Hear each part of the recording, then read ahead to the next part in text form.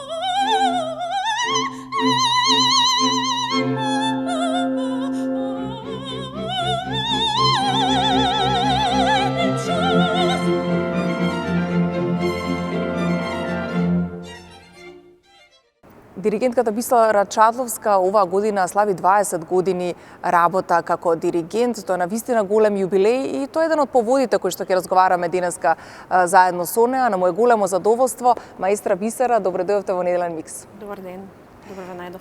И баш еве сега пред да го почнеме разговорот, вие рековте, па да, ова е мој дом. Македонската опера и балет е мој дом. Точно да, јас сум повеќе тука него ли што сум дома. Така да кога ќе влезам тука буквално како дома да сум влегла, така ја чувствувам куќата, така ја чувствувам сцената и сите овие делови од театарот, така да ова е навистина мојот дом. И веќе 20 години сте диригент. Честитки за големиот јубилеј. Навистина голема е честа да ве имаме како дел од музичката култура во Македонија. Што се промени, маестра Чатловска, овие 20 години? Искрено ви кажам, за диригент 20 години и не е така голем јубилеј. Ние диригентите работиме до, ако сме во можност, секако и до длабока старост. Меѓутоа да, многу нешто се променија овие 20 години од кога колку што сум јас овде. Кога дојдов на почетокот, затекнав едни генерации на луѓе кои што се уште работеа тука и кои што некои од нив и беа дел од представите кои се изведувале, во кои учествувале и основачите на операта. Значи, навистина многу години.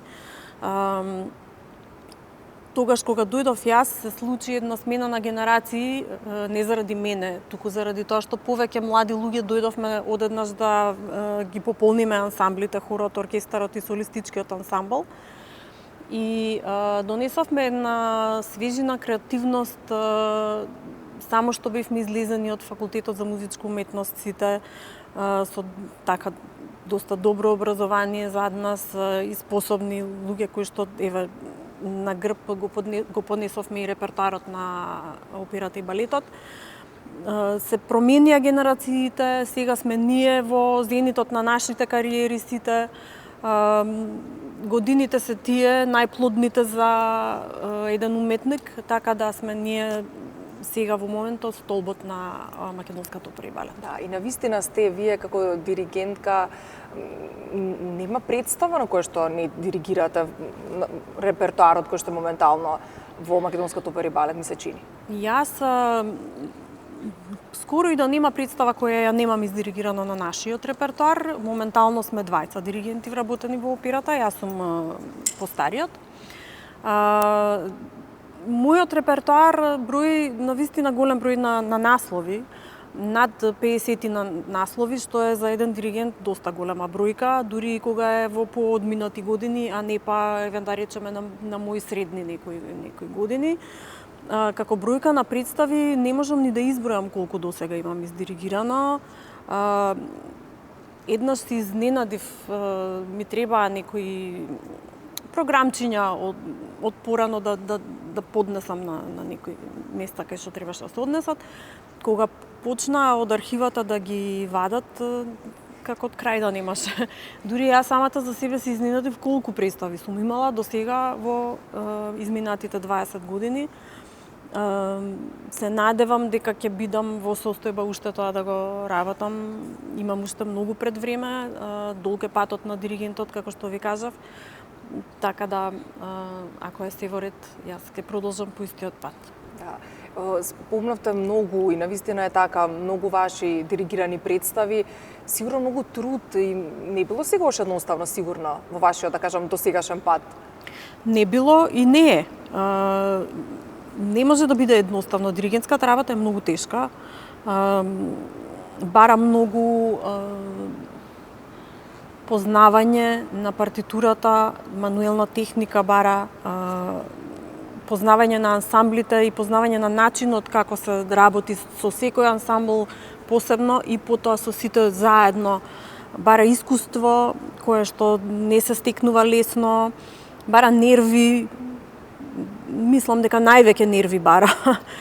Трпение, физичка подготвеност, ментална подготвеност, концентрација, читање литература. Диригентот мора да е сестран уметник, да разбира и од другите уметности, така да навистина нашата професија е доста тешка, една од потешките. Со самото тоа што кога јас студирав, се студираше 5 години, исто како медицина да сте завршиле. Понатаму се скрати тоа на 4, меѓутоа ние со генерации студиравме 5 години. Тешко е, патот не е лесен, меѓутоа оно што навистина сака и што е способен тоа да го работи, нема да се откаже.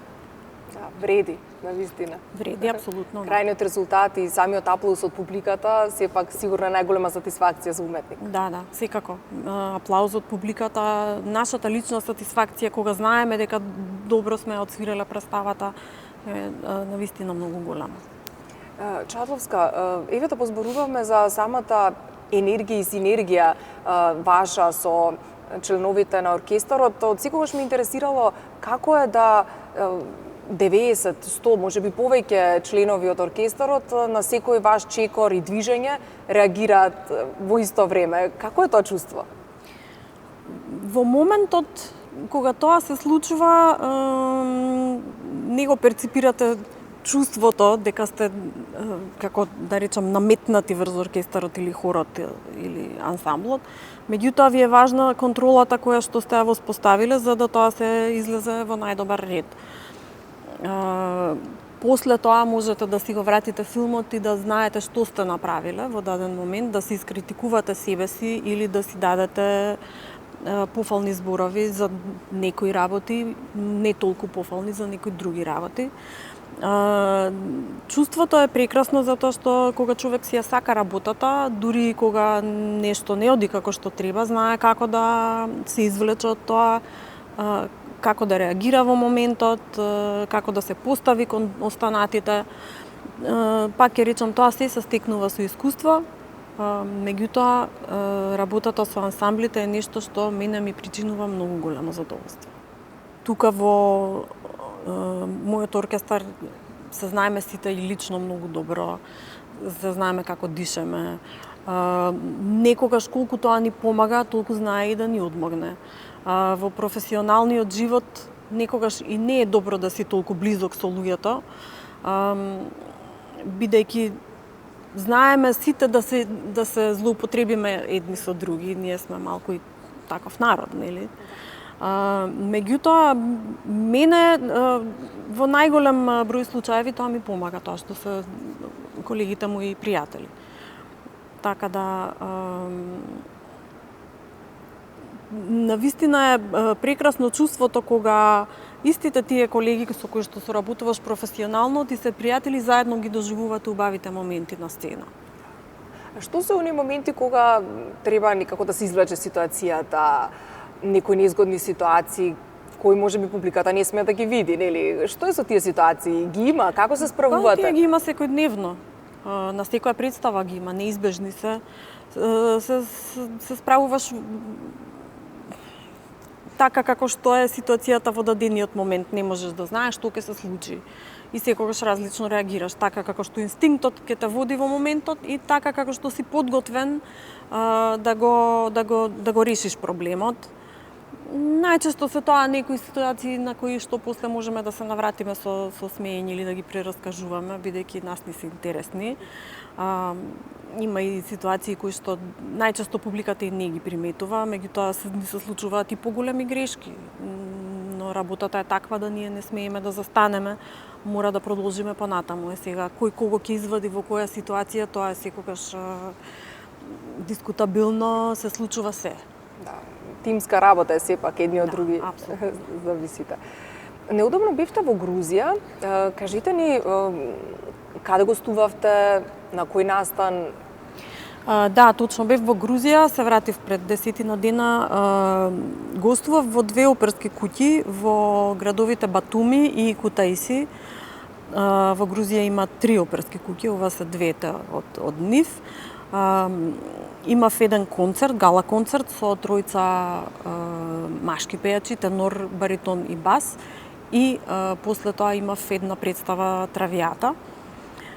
Беа едни убави искуства, на вистина можеше и да се спореди каде сме ние во однос на нив. Дали сме тоа што мислиме дека сме или не сме. Ние често замислуваме дека сме многу подалеку од светот, меѓутоа не е тоа точно. Дури постојат и европски земји, ние сакаме секогаш да зборуваме за таа Европа, како е Европа пред нас, како се работи во Европа, како не знам што.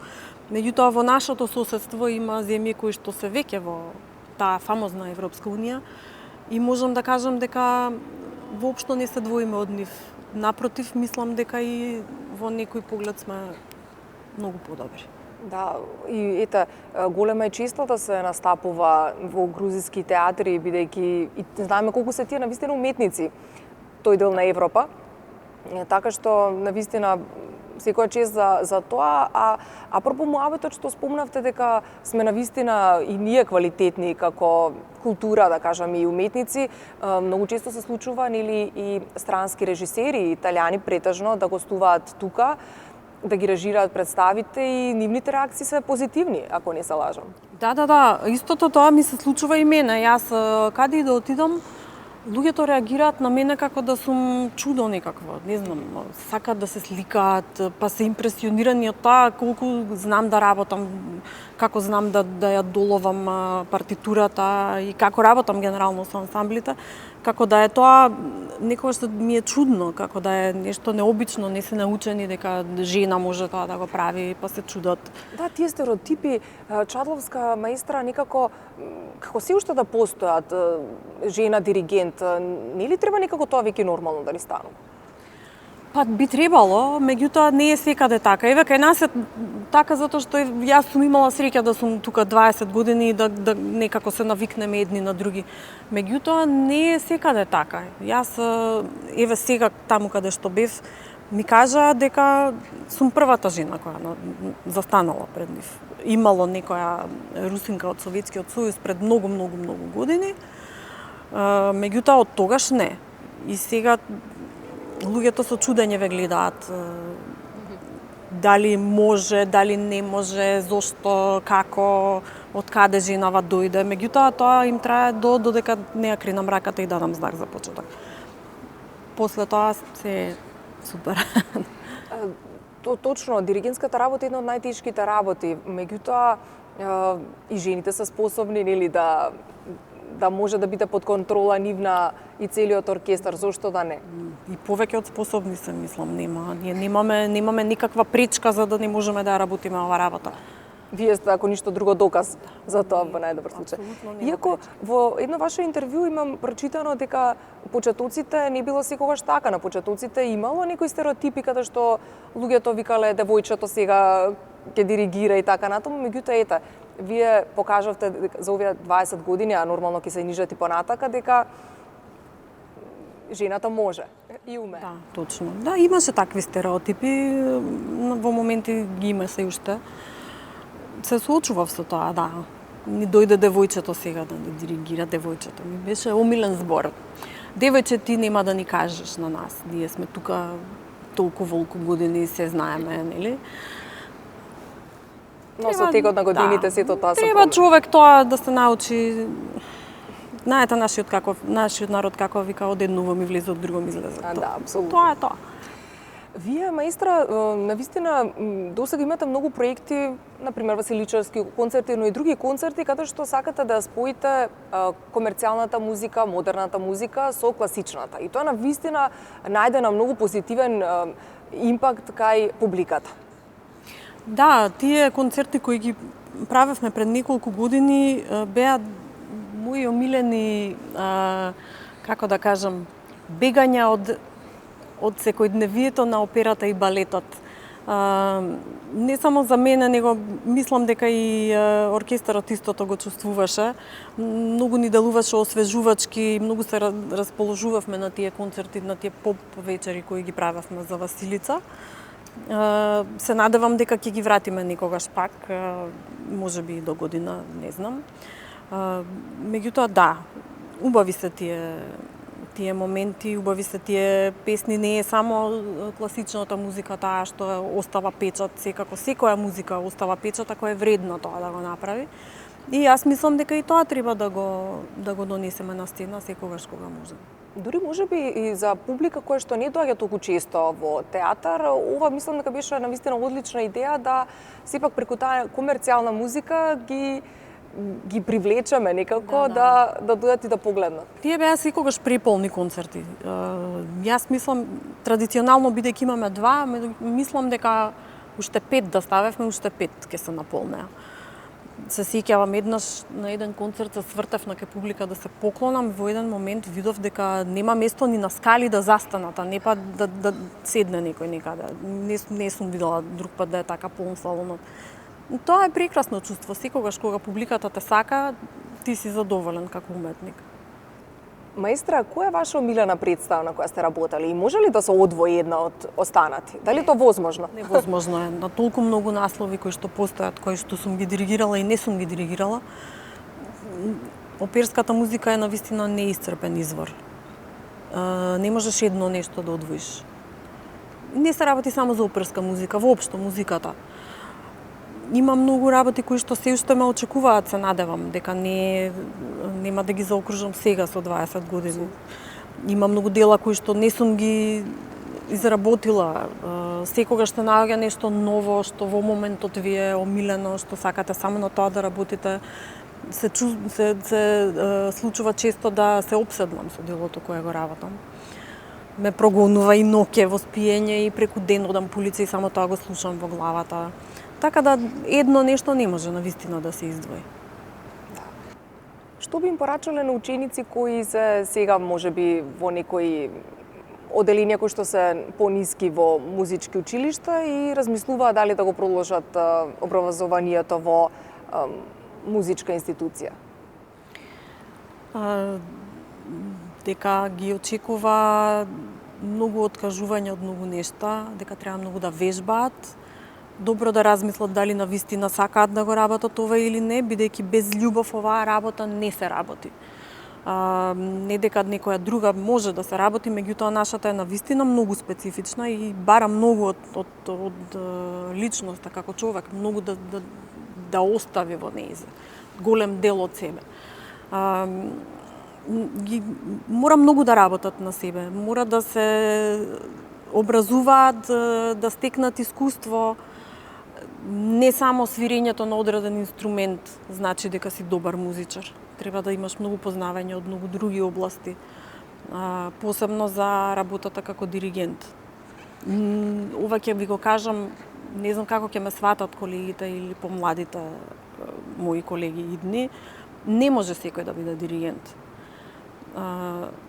Што треба да поседува еден диригент? Диригентот мора да поседува многу работи. Прво мора да знае како да се наметне. Мора да е сигурен во себе, мора да е сигурен во тоа што го знае, мора да е сигурен во партитурата што е пред него. Ако музичарите ве оценат, а веднаш ќе ве видат дека не сте подготвен на проба, дека не ја знаете партитурата, дека имате слаба мануелна техника и не знаете да контролирате со рацете, со погледот, со гримасата што ја правите, нема добро да поминате. Мора да покажете дека сте спремен и дека ситуацијата е под ваша контрола. За тоа да го добиете, прво мора да имате соодветно образование за тоа. Значи, според мене, основна и најбитна е мануелната техника. Тоа е ракописот на диригентот, тоа е тоа што диригентот може понатаму да го измени, промени, работи на него. Меѓутоа, основата на диригентската техника мора да биде разпознатлива за оркестарот и за ансамблот, да знаат да ве прочитаат, да ви ги прочитаат рацете, да сте јасни во знаците. Тоа не секој го има, тоа е малку, колку е работа, толку и физичка предиспозиција, толку е и осет за ритам, осет за фраза, самата постановка на рацете, мекоста на рацете, карактерот на диригентот се изразува преку нив. Така да навистина е многу специфично. Ако некој реши да биде музичар во било која сфера, мора да е спремен дека го чека доста работа. Да. Токму, како што спомнавте, меѓу другото, за диригентите секогаш се мисли дека навистина имаат строг израз на лицето. Тоа можеби мора да е така за да се биде под контрола, за навистина сериозно и самите членови на оркестарот да го разберат диригентот. Јас со тоа не се сложувам.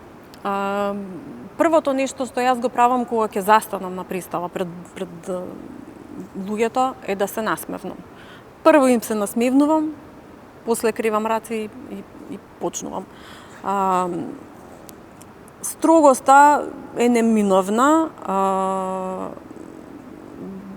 сериозноста исто така во дадени моменти морате да сте многу сериозни, немате избор затоа што се зависи од вас. Меѓутоа тоа е нешто што и музичарите го знаат и реагираат на тоа дека во моментот таа ситуација е сериозна, мора да е комплетна концентрација присутна. Не секогаш треба да имате строг израз на лицето. Некогаш можете и да сте опуштени ако видите дека ситуацијата ви дозволува таква нешто. Да позборуваме малку за облеката. Секогаш сте елегантна на сцена. Каков е вашиот стил приватно? Дали секогаш мора да носите штикли и кога поминувате многу часа додека трае представата? Кажете ни повеќе за тоа. Како што ме гледате сега во наредните 15 минути додека го завршиме интервјуто и прво нешто што ќе направам е да извадам шминката. Значи, не трпам шминка, освен на представа или не знам во некакви специјални прилики. Исто вака дотирана не можете да ме видите. На проби сум исклучиво во фармерки, патики и мајчки кои ги минувам на секој саат бидејќи е претопло во салата кај што работиме. На представа да, секогаш сум дотерана. Сметам дека мојата професија е јавна, излегувам пред сцена и мора да изгледам убаво. Тоа го правам заради себе, не го правам заради другите. Исто така сметам дека треба да носам фустани најчесто, не носам панталони на сцена, битни ми се тие елегантни креации кои што ги носам, си ги одбирам сама или соработувам со Никола Булевски најчесто.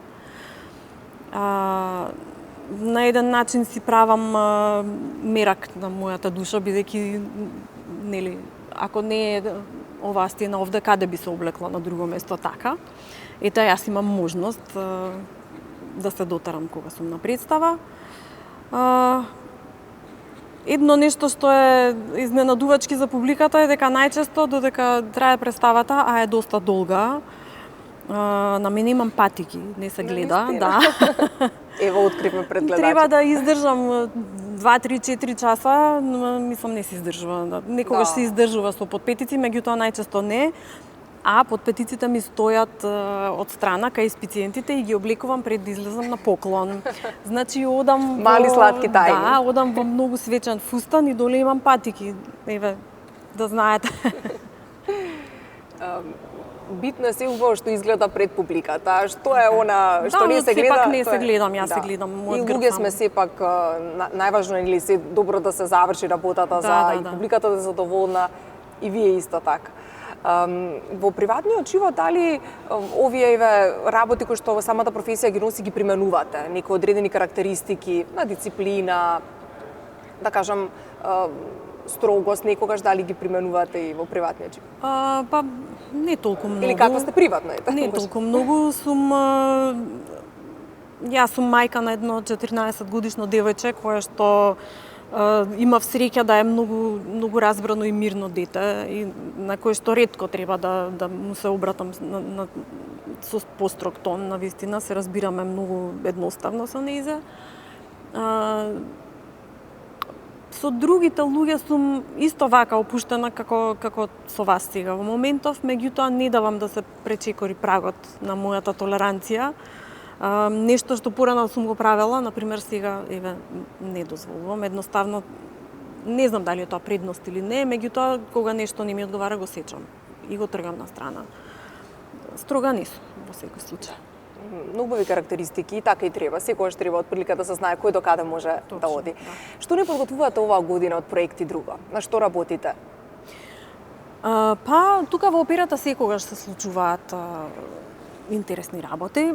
Нашиот тековен репертоар си оди обично еднаш неделно имаме представи. Во следните месеци имаме и премиера на балетската представа за спаната убавица, потоа уште неколку оперски представи, концерт со една позната оперска пејачка Александрина Пендачанска, тој ќе го водам јас на 8 март. Представите од тековниот репертоар, сега да не сгрешам, да не ви кажам нешто да не е точна информацијата, меѓутоа можете да ги најдете на нашиот вебсайт, тие се достапни во секое време. Така да си работиме најнормално како и секогаш. И секогаш има навистина многу представи, секогаш се случува нешто, навистина културата ни е блиска, ни ја доближувате. Да, кај нас е овде секогаш никогаш не е здодевно. Ако нешто можам да кажам за овој театар, дека како и да е, што и да се случува, здодевно не е. Секогаш има случувања, дали на сцена, дали позади сцена, дали во кулуарите. Да. Тоа е театар. Мојот професор велеше таму е животот вистински театар. И на вистина. Некогаш се прашувам дали театарот не е повеќе позади сцената отколку на неа. Вау, навистина убаво кажано. А и кога ќе дојдеме во театар, маестра, навистина како да се тргаме, како да од реалниот свет на некој начин, одиме во некој друг свет и само тие неколку часа како во некоја магија сме. Да, точно тоа ни се случува и нам. А вие тука работите, значи преку цел ден вие така практично? Па додека трае пробата или представата, да. Кога сме тука цел ден ни е театар, бога ми. Многу ви благодарам за ова пријатно интервју, ми беше чест да разговарам со вас. Благодарам што ме поканивте. И уште многу успеси, нека ви се множат годините. Благодарам уште еднаш и се надевам дека пак ќе се видиме. И јас се надам, само зубаво нека биде.